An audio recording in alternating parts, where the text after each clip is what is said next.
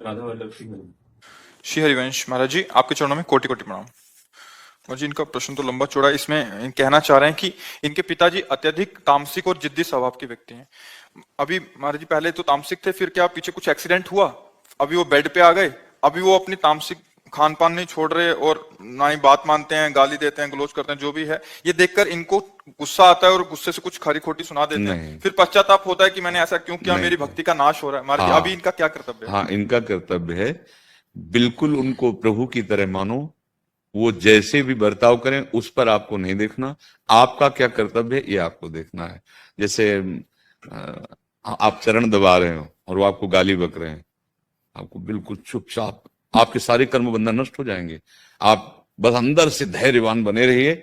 उनके कटु व्यवहार, कटु वचन, इस पर आप प्रभावित मत होइए।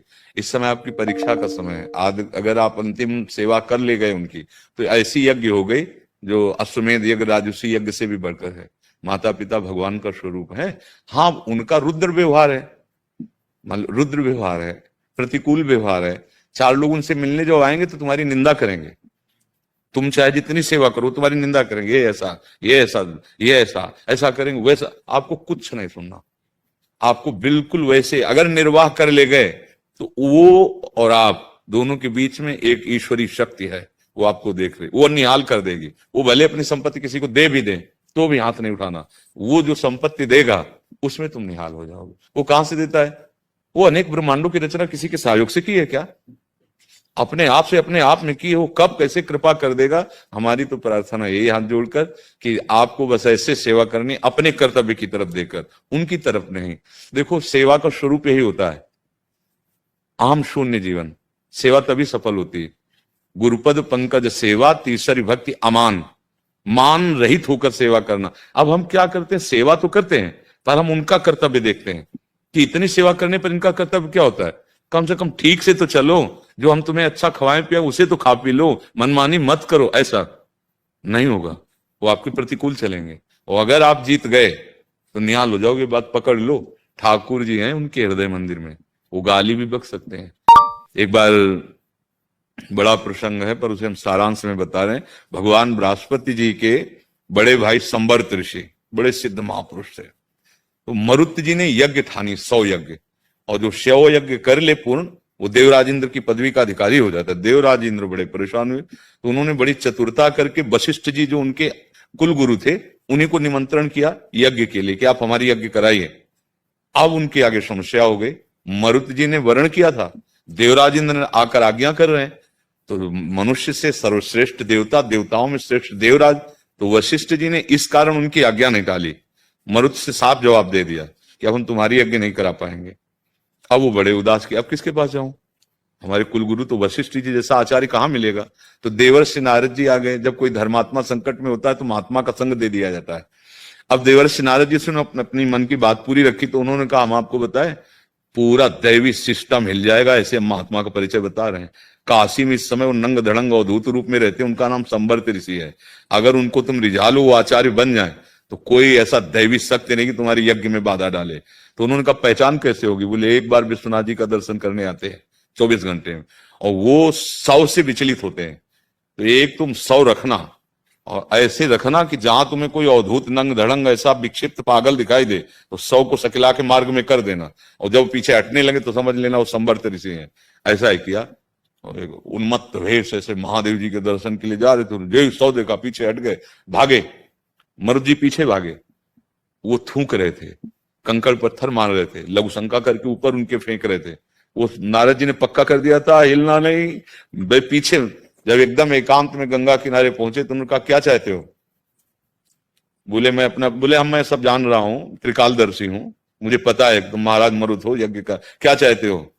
बोले आचार्य पदवी पर बैठाना आपको चाहता हूँ। बोले ध्यान रखना, जब मैं आचार्य पदवी में बैठूंगा उस समय देवराज इंद्र हर उपाय करेगा मुझे आचार्य पदवी से हटाने के लिए। तुम्हें वशिष्ठ जी को भी वापस दे देगा, सब कर सकता है, लेकिन अगर हटा दिया तो भस्म मैं कर दूंगा, और अगर हटाया नहीं तो किसी की ताकत नहीं कि यज्ञ में विघ्न डाल सके। उन्होंने कहा मैं वर्ण करता हूं। जो ही ये बात खबर पहले कि संवर्त ऋषि आ रहे हैं यज्ञ कराने के लिए, अब देवराज इंद्र तो घबरा गए। अग्नि देवता से कहा जाओ और सामने से जाके संवर्त ऋषि को मना करो और कह दो मैं आहुति पहुंचाऊंगा ही नहीं, क्योंकि ये काम तो अग्नि देवता को होता है।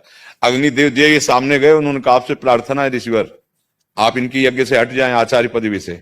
नहीं, मैं आहुति नहीं पहुंचाऊंगा। बोले तुम्हारी सामर्थ्य क्या है? मैं मंत्रों के अधीन करके तुम्हें भस्म कर दूंगा अगर आहुति नहीं पहुंचाओगे। अग्नि देवता को कहा। तो जानते हो, फिर देवराज इंद्र वज्र लेकर प्रकट हो गए। जब अग्नि देवता गए, बोले महाराज उस महात्मा के आगे मेरी बस नहीं, वो कह रहे तुम्ही को भस्म कर दूंगा। तो देवराज इंद्र स्वयं आए और मरुत से कहा यज्ञ नहीं करोगे, और वज्र ऐसे हाथ में लेकर प्रहार करें। संवर्त ऋषि ने ऐसे ही रोक दिया, होगा जब तक यज्ञ हो तब तक ऐसे ही खड़े रहो देवराज इंद्र।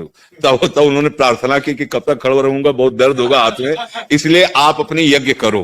तो देखो, अगर आप निष्ठा पे हो तो सब बदल जाएगा। जैसे भगवान की कृपा नहीं तो आपको यहां भेजा है, तो बस अपने पिता में भगवान को देखो, वो गाली दें, उनकी सोच फेंकना पड़ेगा, उनकी ये सब मलमूत्र फेंकना पड़ेगा, बहुत धैर्य पूर्वक। इतनी बड़ी पूजा हो जाएगी प्यारे, हमारी बात समझ लो कि वो साधना कभी जीवन में कर नहीं सकते जो तुम्हें वो फल मिलेगा। उनके हृदय में बैठा भगवान है, ये बाहरी माया का नाटक है। बस चुपचाप हिम्मत करके जाना कि अब गाली सुनना है, सब कुछ सुनना है, बस हमको इनकी सेवा करनी है। बस अगर निपटा ले गए तो बहुत बड़ा लाभ मिल जाएगा।